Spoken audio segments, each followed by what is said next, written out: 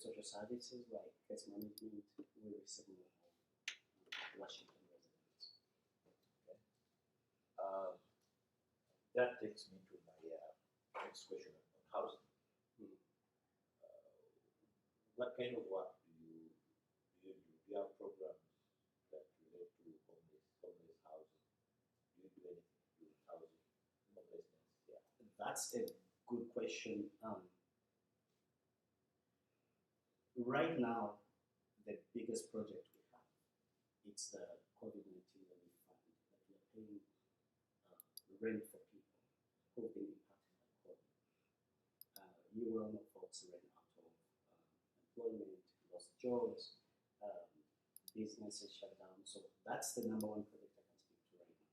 But we definitely also offer referrals to other non-profit organizations. You just go to our website and contact us.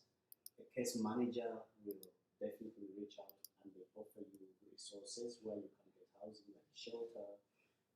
But to us, that's not the limit. We are envisioning a community that is self-sustainable, whereby everyone is having a home.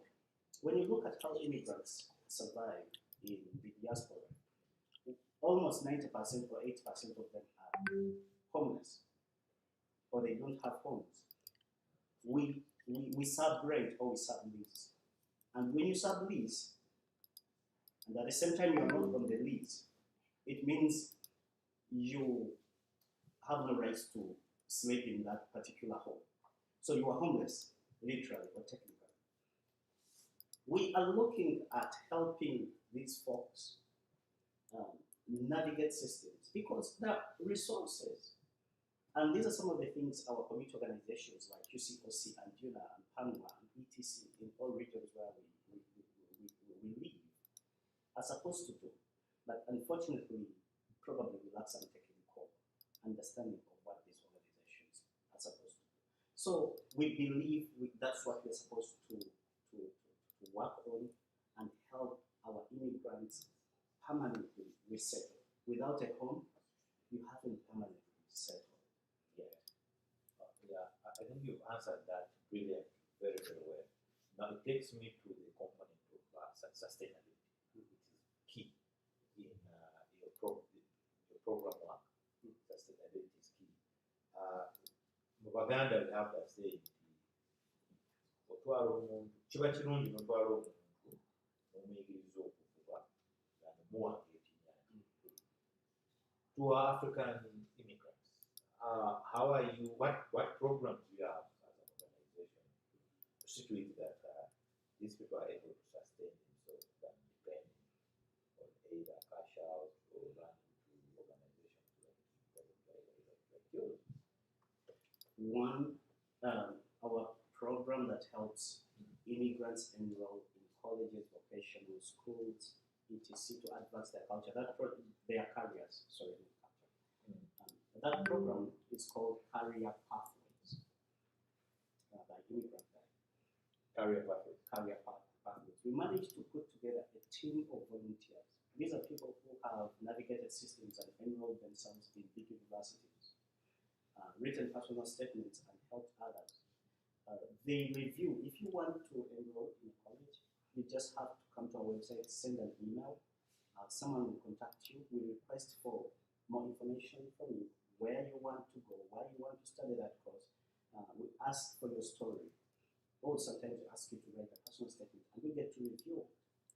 We can also advise based on your grades in high school or in your bachelor's, you do not qualify for this particular school, but these schools will be able to take you on. So we make sure that folks enroll because that's our goal, and we give them the guidance. Some of us didn't get that privilege. Number two, we have created safe spaces for immigrants to engage in conversations that help them grow and resettle literally. Because if knowledge is power, and without knowledge, you cannot survive, especially in this country. It's all about where to go, how, and when. Information is power. And for us, our approach is the community is rich in terms of information because we have a lot of informal, formal information that, hey, if you do not have documents, you can survive like this. You can get a few dollars from here. Hey, you can do this. That is informal information, but it's formal in our community. So we are leveraging such information within these safe spaces, communities to share. And that's how we build a strong community. Immigrants, especially African immigrants, if we continue living in enclaves, in community pockets, we are not going to be able to share out this information to folks who need it. And that's what we leveraged and created these safe spaces through the Independence Summit, number one. Two, through the community dialogue events. Recently, we just organized a dialogue between African Americans and African immigrants. So this it was all over, and we received attendance from all over, all the states in the United States. So that's the power of creating safe spaces for immigrants to talk about issues that matter in their communities. Okay, yeah, that takes me to this very wonderful question. 2 years in existence as an organization, I know you faced a number of challenges. What have been those key challenges you faced as immigrant guy? Thank you. And my community, I'm going to say this, but do not take me wrong. But just like Moses in the Bible wasn't well welcomed by his people. The Israelites later diverted and started worshiping other gods. And he felt that no, he went back to God and was like, hey, they are worshiping idols. The same case with Jesus. It's his people who killed him. I don't feel that Ugandans have welcomed or have embraced immigrant guide and our services the way our Kenyan community, the way our Gambian community, and this community have welcomed it. Why? It's interesting. I don't know why would that be the case? It baffles me. Have you done research to find out why interestingly, Ugandans are not supporting your fellow Ugandans? I think we have a lot of politics in our community, and that in Seattle. No, in California. Do you know why I was? So what you're saying? California, Uganda and California are not. The Ugandans are but in Seattle, everything is moving. In Seattle, everything is perfectly moving. But in California, we have received some kind of resistance, which is a little bit political. And I'll be honest, those who know me,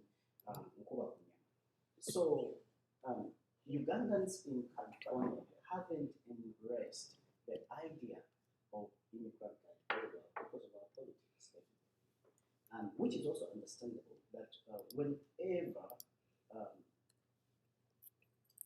I'm kind of selective in my words, but some folks feel like, oh, if someone has a kind of perspective or belief or side on community issues, they're not going to take us further. You remember what we had with you see also when folks tried to abrogate the Constitution here, and definitely I was one of the key advocates of like, we cannot use tribalism to abrogate the Constitution to enrich our selfishness and advance our selfish desires. Folks that didn't go well, but it's disturbing. You know, the truth is politics is one of the key elements that is affecting development here. The development of the community in California. And that's why I would want to I think, side with you, and I know you believe politics is a dirty game. I believe politics is a dirty game, but we are the dirty people who play politics. And you're a seasoned politician. I'm a seasoned politician. Young Democrat. Yes, I'm a member, proudly a Young Democrat. So politics has affected the work of the immigrant guy in a way. Yes, community politics. Community politics. Yeah. So what measures do you have in place the boss, the big man, to try and see that politics does not endanger, does not keep you off track on realizing your goals as an organization. Just like I told you, it's us, the dirty people, who play politics, and we end up calling it a dirty game. Because politics is politics. If it's played by ethical people with values, with proper ambitions, we would have a clean political environment. But when it's played by sectarians, chauvinists, people who believe in themselves alone, their tribes, etc., but enrich their selfish desires, it becomes a dirty game. So, for us, for me as an individual who believes that every man is a political animal, like Aristotle says, I'll just go ahead and do what is required to do. We've survived 24 months enriching, doing outreach, and folks have ended up coming, realizing our potential. Not saying that if it's time for politics, well, we'll come out as seasoned politicians and play the politics. We play the UNA politics, we play the UCOC politics. And when it comes to community service, we come back and serve our communities genuinely. Yeah. So I know there is politics also in Seattle. Yeah. How is it played in that way? That it's not affecting the kind of work you do as an organization. And what would be those best practices you would pick from there to sell them, to utilize them in California? Because people are learning and hearing from you. Probably you need to show us, okay, we do this in Seattle and we could buy it or use it in California and proceed with that. Okay, we develop our community. Dynamics differ. Community dynamics, and I think your context. Yeah. You will find that in Washington, people play politics, but there is a sense of community. Yeah. I don't know. Yeah, I get A sense of community. Yeah. And community not as community, but and the unity. So there is that sense. In California, people play politics ng'abantu beeyuza kuba kunyama omuntu akuyuza ennyama paka kugomba. So without caring, without think about your career, think about your family, like we are that strong in kind of our beliefs and approach to community politics. So those are the dynamics. Anyway, yeah, thank you for at least elaborating, but I would want us to now move away from the politics. Thank you. I want us to look at this case study now. This young man has arrived from Laksa. He did the whole and oh yeah, after Uganda, there, either Seattle or Laksa. Community. I know where it is. Atandikira wa obviously not take up. Probably Katugambe politically persecutors back home. To go and just Mutanga, there could be someone watching us. Gari Mumbere, they are to say, I know take a later mention of Chapola. I know who be the organization, I know like what could be the process.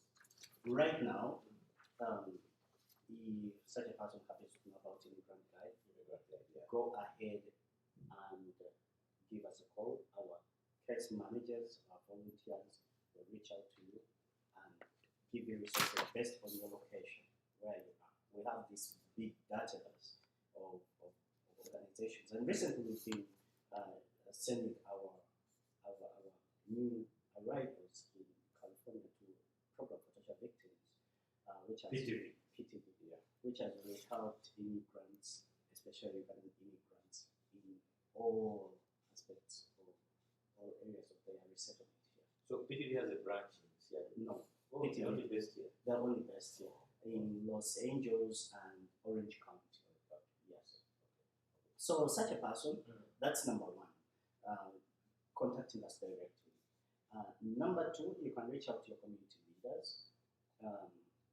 Though that has been, especially now in the community, being challenged by the differences we have in the realities. But in the past when I was still a resident, I'm still a resident, when I was still physically living here in California, that's what used to happen. UCOC used to be a strong resource in helping new arrivals and directing them to social services that are available. One caution, do not pay people money to write your stories. Most of the challenges we've had have been folks who have given money to people. Some of them don't know how to write or express themselves well in the English language, and they have ended up receiving stories that do not align with their political persecution stories, because such stories were not written by professionals. So that's the question I would like to. Okay. That's very good, and I think the viewers out there, you're listening in very well. How do you help out illiterate immigrants? You just mentioned people writing for your story, people basoma. How simanyi kuwandika saasoma I'm illiterate. Bakubira kwenye kumpandikira like how do you go about it? No, we don't do that, but we have professionals, we have lawyers in our network that we can connect you. And here, we send you direct to PTV because PTV has all these contacts with lawyers, very good lawyers. Yeah, at least I know a number of people who work for And PTV will help you if you are living in California. Don't jeopardize your case and give it to an individual to do that for you. And if you are in Seattle, Washington, contact us. There are lawyers that we can send you to. Some are pro bono, some are not pro bono, but terms definitely can be made so that in the future you pay, especially for lawyers that are not pro bono. For those who are pro bono, yeah, it's a good deal. They will do everything free of charge. Okay, thank you, Wanapima. I want to thank you again because at least your knowledge on the subject, and that is very, very important. There is a question that has come in from one of the listeners out there.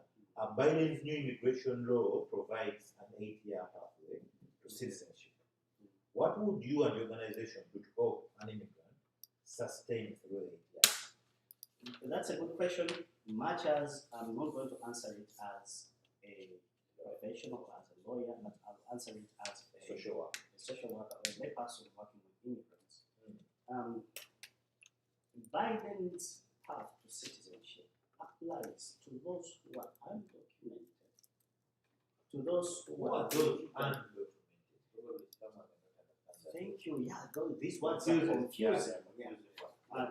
If you arrive to this country legally, you have a passport, you got a visa, arrive to LAX, SITA, or Dallas Airport, you are a legal immigrant. You are either out of status or you are probably something, but at least you are a legal immigrant.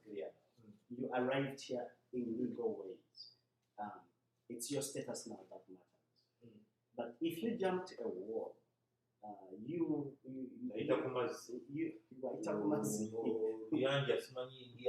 yes, those who swim to the beaches, you are undocumented.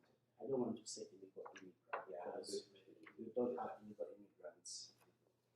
So you are undocumented. You don't have legal documents.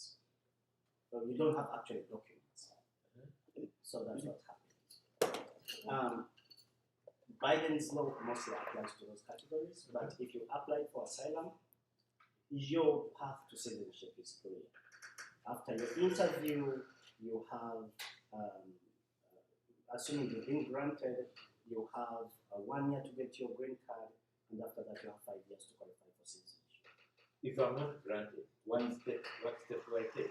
Okay. Because I'm already asking that question. If you are not granted, they told me immigration court. That's asylum denied. Well, there is what you just said. You are sent to the immigration court. Now you have to convince the judge that you qualify to be in this country as an asylum seeker. But well, we have great lawyers in our come across great lawyers who request for second interviews, second immigration interviews, because they believe the first interview was biased. If you get a lawyer like that, well, you can attend a second interview, and if you have chances, well, Wow. You know, I'm hearing about the issue of second interview from. I've I've not heard it from anyone. I've had two So cases. there is a room for second interview. Yes, I've had two cases where lawyers have challenged the first interview, Wow. and they've ended up receiving the second interview. So it depends on your case and how the lawyer judged, perceived the first interview when it was conducted. So, okay, one of them, you know, time is not our best ally. Being in America, you know, I know you're supposed to be going somewhere and you want us to do ABCD. So I want us to rush a little bit through a few things here.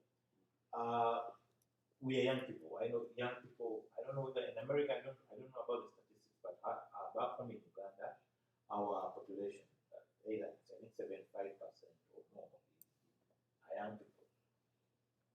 If I want to bring that back here, more so with immigrant guys, do you have programs that are tailored towards supporting young immigrants, specifically in the that are tailored for young immigrants? We do not have Just a bracket of everyone. a bracket of everyone. But I should say that the safe spaces that we create for immigrants to talk about issues of community importance, it's one of the avenues we believe immigrants are going to receive the information they need to better themselves while living in this country. Thank you very much. outside this country. Thank you very much. How many people does immigrant guide employ?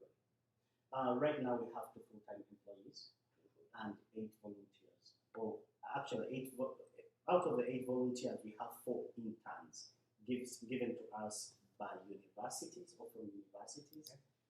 One of them is a graduate student and the 3. So just give me a total of everyone.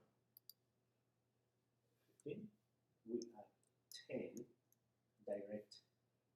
Direct and indirect. Yeah, 10 staff, I should say, including interns and volunteers. But at the same time, we have 6 board of directors. The 6 board of directors and the 10 direct staff. Of the 16, how many are Ugandans? Of the 16, 16, that's the only board of directors. Okay. How many of those are Ugandans? Okay, on the board we have 4 Ugandans. Good. And on the team of 10, we have 5 Ugandans. Thank you very much. Achievements, just 2, 3 key achievements in the 3 years. Well, we have managed, in 24 months, we have managed to fundraise $250,000 US. Okay. And these Guys have money. these dollars are coming back to you, the community. And you've seen we've already given out some of that money, and we are still giving out. If you haven't applied for that Visa card, it's a very beautiful, I wish I could do it here. It's a beautiful immigrant guide Visa card that you receive in the mail when you apply for COVID-19 relief. The other achievements, we have put individuals in college. That actually should be the first one. We have helped individuals enroll in graduate school. We have helped immigrants get social services through referrals.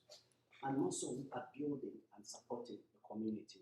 In the next few months, few weeks, we are going to open vaccination clinics in Seattle, Washington, whereby we're going to vaccinate African immigrants, including Ugandans, who haven't been vaccinated. So that's also another achievement. It should be rolled out in the next 2 or 3 weeks, inshallah. Okay. For purposes of transparency, if someone would want to know what's your source of funding? Our source of funding are usually individuals like you. Actually, our very, very first year, the first year I was still in school, that my first donor was my classmate. He gave me $2,000 US. Okay. And then Individuals, so you have individuals. that year, the first 12 months, individuals like you, like everyone, community leaders, gave us the $512 because they wanted the mobile phone application to come live. We fundraised $30,000.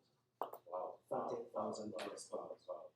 And in the next 12 months, to make it 24 months, we have managed to fundraise 220,000, which makes it to $250,000 in the 24 months. And I usually, when I spoke about this, I usually bring it back to our community. Our communities have survived in this country for 30 years, for 20 years, for 15 years, 10 years. How many grants, grant applications, or donors have we contacted, have we raised, have we submitted? It's a challenging question that I'm inviting everyone to reflect upon. That next time when you are electing a leader in office, in your community, think about what they are bringing on the planet. Not just politics, but social service. That's very good. We have a lot of questions coming in from online. I want to read it there. But before I read these, I have this last question from you. In the next 5 years, where do you see in the next 5 years? Our unique application will be up and running, and it will not only be serving immigrants in the United States, but all over the world, including immigrants to Uganda, immigrants to Africa, because that's what we are doing. Number two, we are looking at an organization that is a one-stop center for all immigrant needs. We are looking at an organization that is going to impact a diaspora, impact the African diaspora mostly, regardless of which state you're living in. Okay. Now, there are some of our, because there are a lot of questions, issues coming in. This one is coming in from Millie, living in Uganda. Does immigrant aid help people right from Uganda so that before they get here and spend a lot of time settling in? We do not help you migrate, that's number one. But if you are a victim of persecution and you are seeking sanctuary, there are some organizations we can refer you to, including some of those organizations that we trust in Uganda. But there is nothing much you can do unless you arrive at any of the ports, maybe airports. Okay. But when you're in Uganda, the only thing you can do is referring you to the right services. Okay. This is John Bosco Gamulengeja from Boston. How can immigrants here carve a way into local politics as their way to serve and uplift their new communities? That's a good question, and that's one big area we need to engage our communities.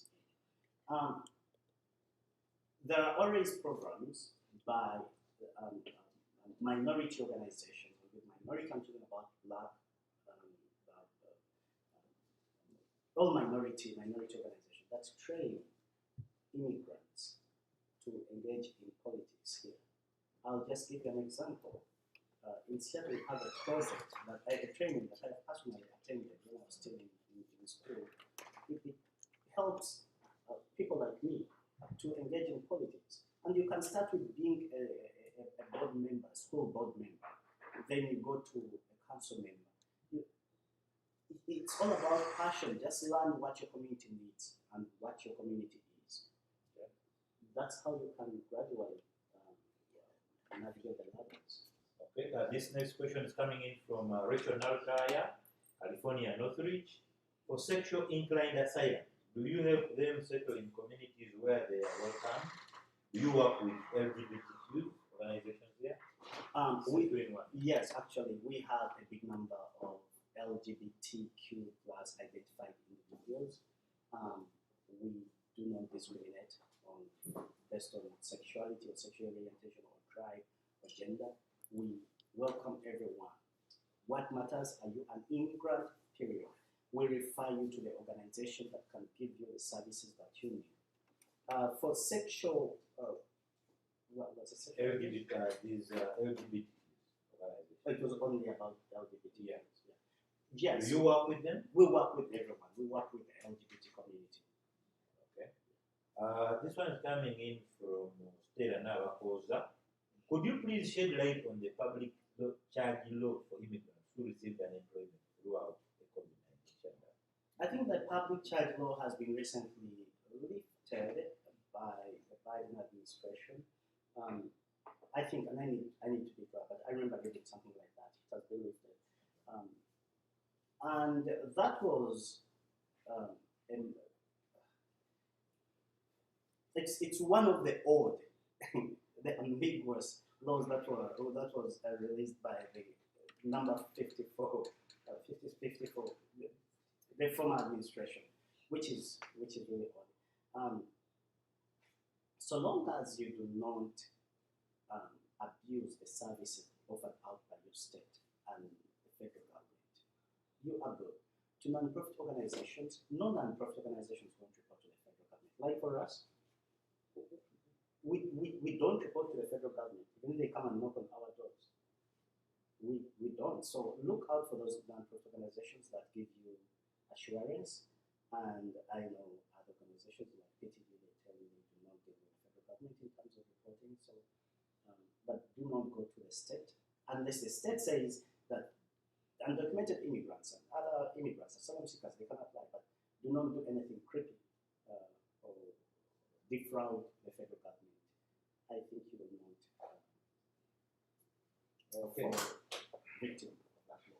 Yeah, as we come, ladies and gentlemen, as we come to the end of our show, with me today I've had a brother, a colleague, a seasoned politician, a peace builder, 13 years experience in social work, A theater instructor. Wegezaako okajjukira naye ng'akeera. So omwami ono mukugu nnyo mu bintu by'okutegeera. I think anything related to immigration, and we've been discussing quite a number of things. But as we end, any parting shots that we have, like, yeah, Thank you. We are a community, and a community always has its own differences and dynamics. Let our differences as a community not deter us from the oneness we are supposed to have. Because we leave our country and arrive here using someone's tribe, ethnic group, political affiliation as a basis of discriminating that individual. It's inhuman. And I'm speaking this because most especially the Ghanaian community has been divided. And I'll give an example here in California. Not because of political differences, because of tribes, because of ethnic differences, and that is not who we are.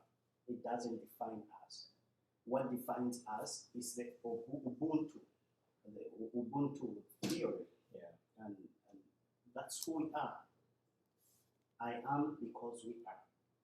So I invite all Ugandans in California and other states to look at ourselves as one.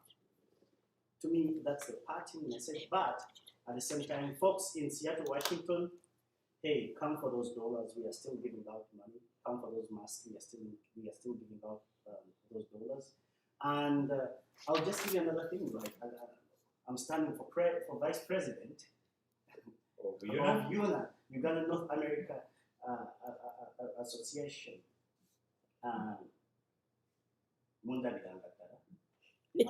It's time to serve and not play politics.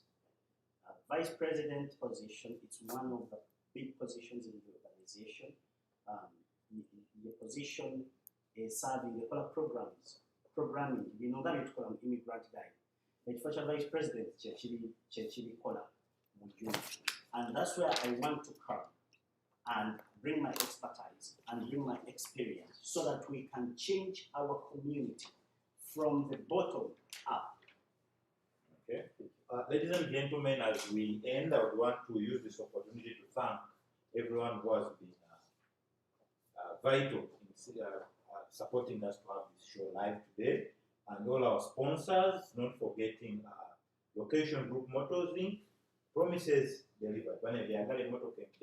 Address is 7905 Nice Boulevard, Unit 225, Panorama City. oyinza omukubira kasimu director kasimu 7853043169 and all other sponsors banetwebaza nnyo. Last but not least, how can we help our community leaders here get funds like you mentioned? Yeah, as you answer this, you need also to give us details like contact details of Migrant Guide, Mamanye website, contact number, yes, nekibuuzo kino as well. We have lots of databases that have grants.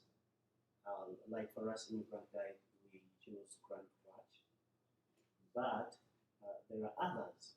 I cannot get any off my head. But if you are a community leader, my number is 818-461-4550.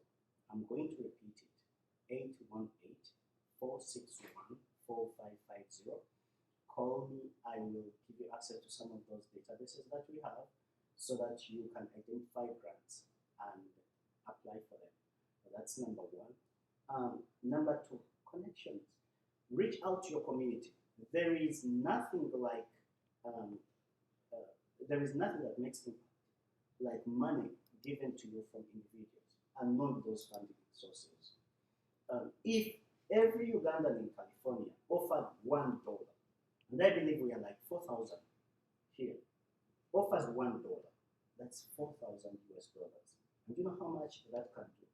4,000 US dollars can create an impact, can organize a lot of events that Ugandans can benefit from in terms of getting resources. Two, partnerships.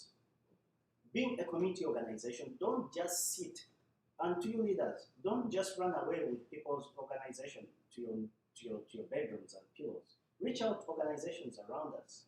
Create those partnerships. Community foundations. Every city in this country has got community foundations. Like my city, we have a community foundation of Snohomish County, and they've helped us a lot in finding these resources. We've had the Seattle Foundation that has helped us get all these resources. So I'm advising you or inviting you to go to those organizations and create relationships, partnerships. That's how you are going to know how to approach those resources, and they'll help you maybe write grants. And if you receive that grant and you need some extra expertise, advice, reach out to me. Yeah, I think for our leaders in California, what I'm picking from him is that it's important for you leaders to build synergies to develop our community. Reach out to him and let's connect and love each other. And I will go ahead and give out our website. It's www.immigrantguide.org. Our email address is info at immigrantguide.org. My number is 818-461-4550. You can only call during office hours because at night. You're a married man. So, madam, and I will also send greetings to my only one, Alan Mugambe. Wow. And my son, Abba Subi Mugambe. Okay, thank you very much. What the host Nange, I want to use this opportunity for the very first time to send greetings to my lovely wife, Juliet Matude, my daughter, Gabriela, Rafael. Kakati, as we end, thank you very much, Bwana Mugambe. Thank you, House. You know, no theater, maybe. Nariko Best Actor in 2004, Center High School. So, but I want to take this opportunity on behalf of our viewers out there to thank you, one, for your time and for the information that you shared. I think colleagues out there have learned a lot. We are going to be bombarding you with a lot of questions online and there. I told you the Kenya will do it. Next year, office, California. We have numbers here. We have numbers in Boston. I would want to suggest we are just 24 miles. months old. Much as we seem Yeah. to be extremely big, but we are looking at expanding to other states in the near future, at least putting representatives, folks who are going to be there to represent us. And these folks will be trustable, will be trained, will be facilitated. Okay, thank you very much. When I made a video, just like our Facebook page, Elite Brothers TV, Quest, Elite Brothers TV show, and Quest TV, because the two support program, you know. We do Facebook, Twitter, what? YouTube. Tumira bila kwa tunokwa tusake byakabi from now. I want to sign out now and say atakumira mpera abakumire bye bye until next time. After party yetandika kati banna kusumula muziki brought to you by Quest TV. Tugenda kusula mu ngato leero tugenda kisumula busumuluzi DJ muziki gwe gudde bye.